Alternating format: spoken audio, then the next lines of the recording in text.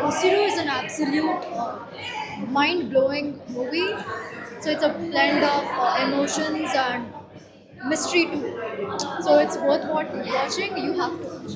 Acting Acting was like unbelievable.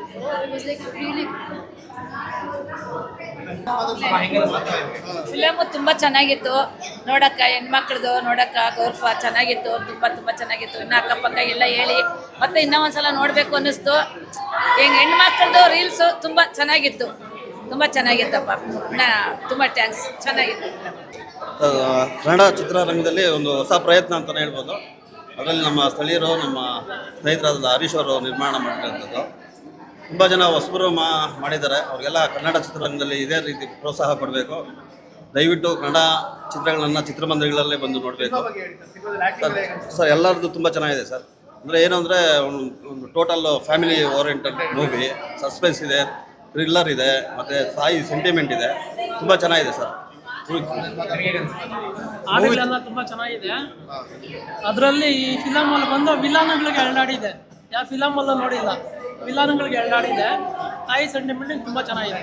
Movie ತುಂಬ ಚೆನ್ನಾಗಿದೆ. ಮೂವಿಯಲ್ಲಿ hero acting ತುಂಬ ಚೆನ್ನಾಗಿದೆ. ತಾಯಿ ಸೆಂಟಿಮೆಂಟ್ ತುಂಬ ಚೆನ್ನಾಗಿದೆ. ಡಿಫ್ರೆಂಟ್ ಆಗಿತ್ತು ಮೂವಿ.